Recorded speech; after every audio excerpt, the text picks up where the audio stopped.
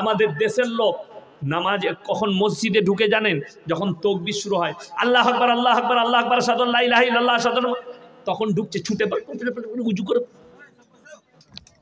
আর মনে পড়ছে না দোকানে চাবি লাগাইছি না লাগাইনি। ফেরেশতারা বলছে আল্লাহ এখনো সূরা ফাতিহা শুরু করে নাই, ওখানে টাকা গুনছে দাঁড়িয়ে। নামাজটা পাইকিরি নামাজ, ইসলাম নিষেধ করেছে। যদি বলেন মন না কখন ঢুকবো, আপনি যদি জিজ্ঞেস করেন হে মৌলবি আমরা মসজিদে কখন প্রবেশ করব, আমাকে নয় কোরআনকে জিজ্ঞেস করো। কোরআন বলছে হে আমার বিশ্ব নবী পৃথিবীর মানুষকে বলো মানুষ কখন মসজিদে প্রবেশ করবে। আমার আল্লাহ রাব্বুল আলামিন কোরআনে নকল করলেন সূরা জুমআ, ইয়া আইয়ুহাল্লাযীনা আমানু ইযা নুদিয়া লিস-সালাতি মিন ইয়াউমিল জুমআ ফাসাউ ইলা যিকরিল্লাহি ওয়া যারুল বাই যালিকুম খায়রুল লাকুম ইন কুনতুম তা'লামুন। হে আমার বিশ্ব নবী পৃথিবীর মানুষকে বলে দাও যখন তোমাদেরকে জুম্মার জন্য ডাক দেওয়া হয় বেচাকিনা বন্ধ করো, ব্যবসা বাণিজ্য খেতিবাড়ি বন্ধ করে দাও, আর তোমরা আল্লাহর ঘরে ছুটে এসো। তারপরে যখন নামাজ হবে পরের আয়াতে আল্লাহ বললেন ফাইদা কুদিয়াতিস সালাতু ফান্তাশিরু ফিল আরদি ওয়াবতাগু মিন ফাদলিল্লাহ ওয়াযকুরুল্লাহা কাসীরান লাআল্লাকুম তুফলিহুন। হে আমার বিশ্ব নবী যখন তোমাদের আবার নামাজ হয়ে যাবে আবার হালাল রুজির সন্ধানে তোমরা পৃথিবীতে ছড়িয়ে পড়ো। আমার ভাইয়েরা যারা তাহাজ্জুদের নামাজ পড়েন, যে ভাইয়েরা মায়েরা বোনেরা শুনে নাও, রাত 11টার সময় পানির বোতল নিয়ে মসজিদে চলে এসেছে। ইমাম সাহেব জিজ্ঞেস করছে কি ব্যাপার, বলে আজ ফাটিয়ে দেবো তাহাজ্জুদ করে। তারা কেলানি খাবে, বুঝতে পেরেছেন না পারেননি? ফাটিয়ে দেবে ফেরেশতারা না, তাহাজ্জুদটাও আমার আল্লাহ নবীজিকে শিক্ষা দিয়েছেন। জোরে বলুন সুবহানাল্লাহ। ইয়া আইয়ুহাল মুযাম্মিল, প্রথমেই প্রশংসা করলেন হে আমার নবী শুনে নাও, তুমি যখন কম্বল আবৃত্তি করো আর মেম্বারে বসো পৃথিবীর কোন রাজা বাদশাকে অত সুন্দর লাগে না আপনাকে এত সুন্দর লাগে। কুমিল লাইলা ইল্লা কালিলা, উঠে পড়ুন নিসবাহু আও ইনকুস মিনহু কালিলা। নিস মানে হচ্ছে অর্ধেক, অর্ধেক কিংবা তার থেকে একটু বেশি। তারপরে তোমরা তাহাজ্জুদে দাঁড়াবে। কুমিল লাইলা ইল্লা কালিলা নিসবাহু আও ইনকুস মিনহু কালিলা আও জিদ আলাইহি ওয়ারাত্তিলিল কুরআনা তারতিলা। আর তোমরা যখন কোরআন পড়বে শুদ্ধভাবে কোরআন পড়বে, সুরের সঙ্গে মুহাব্বতের সঙ্গে কোরআন পড়বে, আর তোমরা শুদ্ধভাবে কোরআন পড়বে। আমাদের সমাজের লোক তো বুঝেই না শুদ্ধ কোরআন, আর চাইও না যে মৌলবীর কাছে যাই কোরআনটা একটু শুদ্ধ করি। কি বুঝলেন? এমন কোরআন পড়ে ফেরেশতা থাকে না গায়ে, থাকবে কি করে? কোরআন পড়ছে কি বুঝলেন, মৌলবীর ভুল ধরে আবার কোরআন পড়তে জানে না। আমাদের মায়েরা যেমন বছরে একবার কোরআন খুলে, খালি রোজার মাসে, রমজান মাসে পারি পুরো বছর। সকাল থেকে মায়েদের কোনো কাজ নাই, কি কাজ আছে বলে দিই, হাঁস মুরগি ডিম ছাগল আর ঝগড়া, আর কিছু নাই। তারপরে গা ধুয়ে ভাত খেয়ে এরপরে পড়লো সিরিয়ালের পেছন। আরে অনেকজন তো ঘরে টিভি নাই, সে চিন্তা করছে আর অসুবিধা নাই, বন্ধন লোন না হলে গ্রুপ লোন নিয়ে টিভি কিনেছে। আপনাদের দেশে গ্রুপ লোন নাই না? বন্ধন লোন নাই? আছে, আল্লাহু আকবার। আমাদের দেশের মায়েরা গ্রুপ লোন নেয়, 10 জন মিলে গ্রুপ করেছে, তাদের মধ্যে একজন আবার হেড হয়, আর 9টা মেয়ে তাকে আবার ম্যাডাম বলে ডাকা। সে মনে করে আমার বিরাট ব্যাপার, এমনি তো ম্যাডাম হতে পারেনি, সুদ খাওয়ার ম্যাডাম হয়েছে সে। বড় কষ্ট লাগে, দুঃখ লাগে। আমার মায়েরা, সুদের উপরে টাকা নিয়ে টিভি কিনতে হবে না, সিরিয়াল দেখলে ফিল্ম দেখলে ইবাদত নষ্ট হয়ে যাবে। লেখেলেন কাগজ থাকে তা। যদি বলেন কেন, সিরিয়াল আর ফিল্ম দেখলে ব্যভিচারের পাপ হবে। ব্যভিচার, চোখের ব্যভিচার, অন্তরের ব্যভিচার, নফসের ব্যভিচার, কানের ব্যভিচার, জুবানের ব্যভিচার হবে। সব থেকে বড় ব্যভিচারের পাপ হবে চোখের। যখন একটা নাংটা নারীর পোশাক দেখবে ফিল্মে আর তোমার মনেতে জাগবে, যেমন যেভাবে এই আমাদের দেশের একটা শাহরুখ খানের সঙ্গে ড্যান্স করেছে, নেট থেকে শুরু করে পেপার থেকে শুরু করে ছবি ছড়িয়ে দিয়েছে, একটা বিকিনি পরে আছে। আমাদের তো মৌলবীরাও রেহাই পেলাম না, আমাদেরকেও আল্লাহ ছাড়বে না। যে কার সব চেহারা দেখলি, কি বুঝলেন? বড় আমাদের দেশে স্টাইল কি জানেন বলে দিই, একটা যদি আপনার এলাকার একটা গরিব মানুষের ছেলে সে যদি ছিঁড়া প্যান্ট পরে যায় তো বলবে শালার পয়সা নেই বে, গরিব মানুষ। আর ওই ছিঁড়া প্যান্টটা যদি শাহরুখ খানকে পরিয়ে দেন বলে স্টাইল মারাত্মক লাগছে বে। হ্যাঁ বে, ছিঁড়া প্যান্টটা ওকে ভালো লেগে গেল আর গরিবকে ভালো লাগেনি। এটাই হচ্ছে দুনিয়ার আবর্তন আর পরিবর্তন। শুনেলেন, ছিঁড়া ক্যাতার দাম হয়ে যাবে তখনই ওই ছিঁড়া ক্যাতাটা যদি তোমার গ্রামের গরিবের ছিঁড়া ক্যাতাটা যদি কোনো নায়িকার গায়ে চাপিয়ে দাও, অমিতাভ বচ্চনের গায়ে চাপিয়ে দিলে মানুষের কাছে মূল্যবান হয়ে যায়। আর ওই ক্যাতাটা গরিবের কাছে থেকে গেলে তখন সেটা গরিব হয়ে যায়, সেটার আর দাম থাকে না। এটাই হচ্ছে সমাজের পরিবর্তন, আবর্তনের কারণ। আমার মায়েরা, তোমরা হারাম কাজে লিপ্ত হইও না।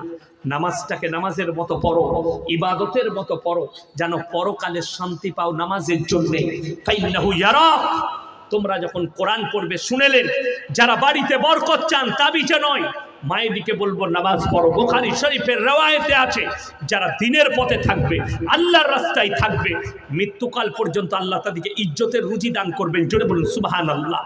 যারা 5 ওয়াক্তের নামাজি হবে, তাদের মৃত্যুকাল পর্যন্ত আল্লাহ রুজিতে কমি দিবে না। জোরে বলুন সুবহানাল্লাহ। আমাদের দেশের মায়েরা কিন্তু নামাজ রোজা পড়ে না, সকাল থেকে উঠে হাঁস মুরগি ডিম ছাগলের ঝগড়া। সকালে উঠে খুঁজে পাচ্ছে না নিজের যাকে কি করে গাল দেবো। নিজের মুরগিকে বলছে, ঝিমুনি তুই মরে গেলি না, তোর মরা বেরুলো না। আর একটা যা মনে মনে করছে, তাহলে আমার চলছে মনে হয়, ঝগড়া আছে। ও তখন নিজের ছাগলকে বলছে, তুই লড়ির তলায় গেলি না, তোর মরা বেরুলো না। ছাগল আর মুরগি বলছে, আল্লাহ সকালবেলায় আমরা কি করলুম গো? বলে, তোরা কিছু করি না, মাল সব ব্যাকিংয়ে যাচ্ছে, যারা বুঝার বুঝে নিয়েছে। এটাই হচ্ছে দুর্বলতা, এটাই হচ্ছে কষ্টের।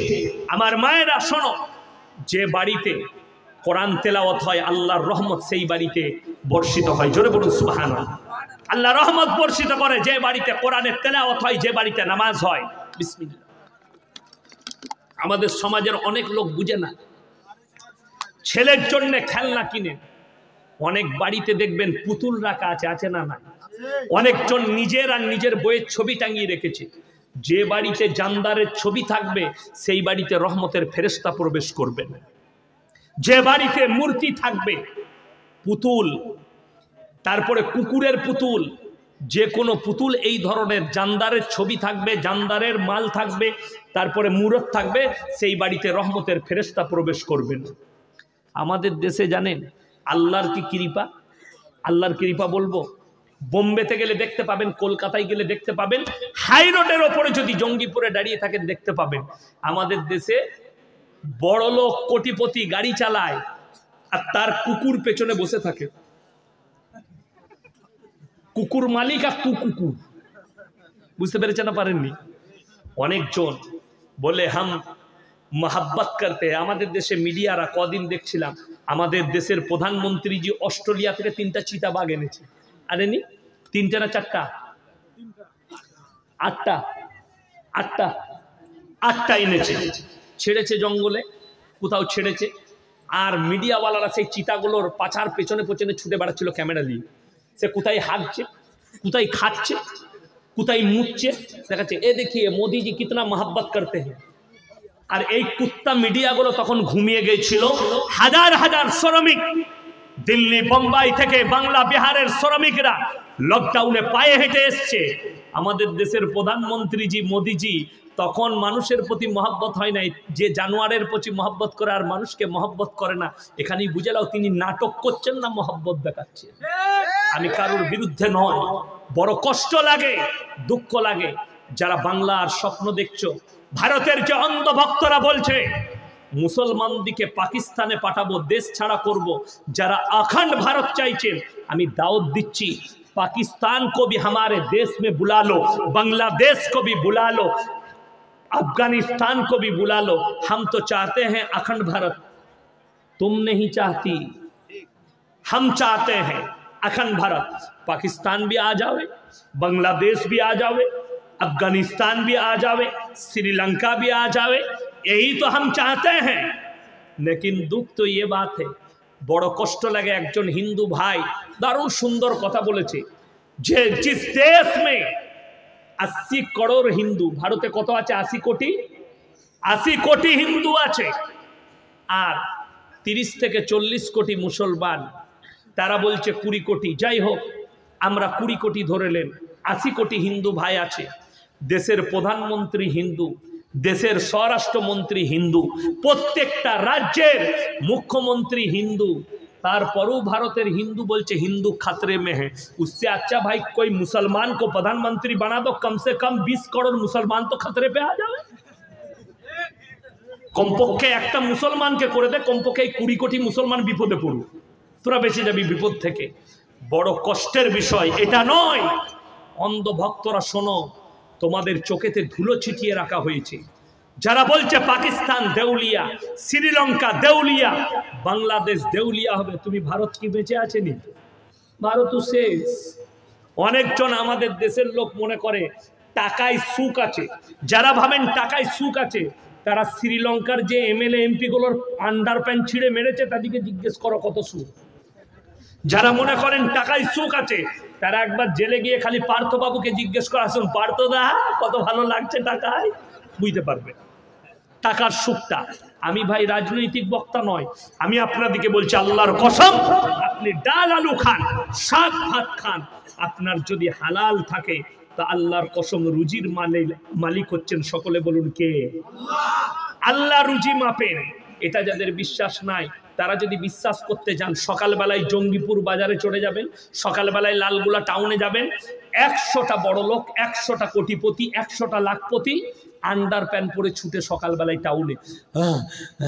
কি হলো বে বলে, 600 একার রহ সুগার, ডাক্তারে বলেছে 4 কিলোমিটার হাঁটবি, খেতে পাবি না। এত বড় রিপোর্ট নিয়ে চলে গেছে, স্যার কত চললো?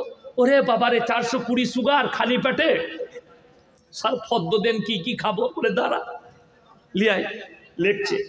সকালবেলায় উঠে 1 কাপ বিনা চিনির লাল চা। যারা বিনা চিনির চা খায় তাদেরকে জিজ্ঞেস করুন, ভাই বিনা চিনির চা ভালো লাগে? বলবে দারুণ লাগবে, খেয়ে দেখ। আমি বলছি ছাগলে মুখ দেবে না, ওইটা তোর সুগার হয়েছে বলে ভালো লাগছে।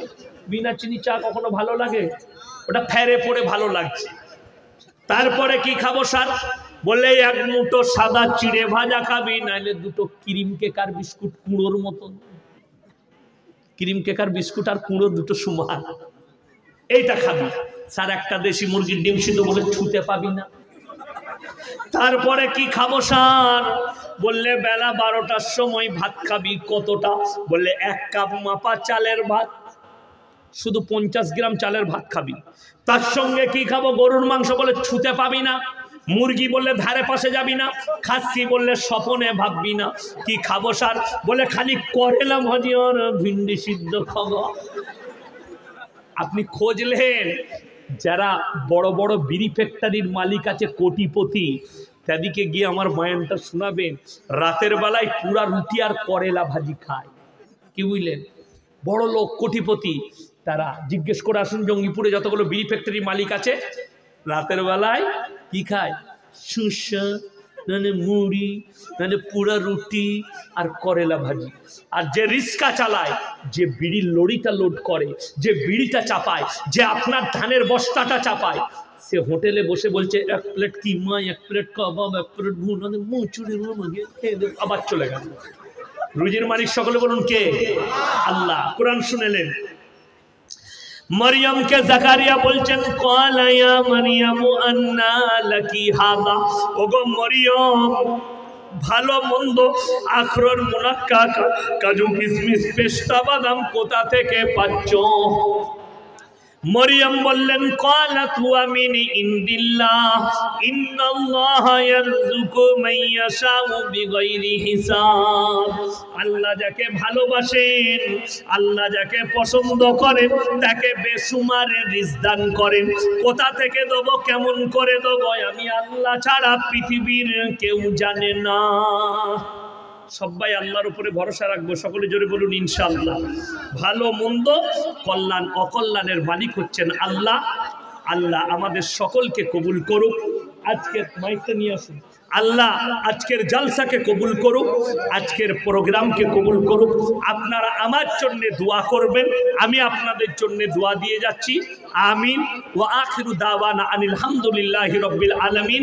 আসসালামু আলাইকুম ওয়া রাহমাতুল্লাহি ওয়া বারাকাতুহু।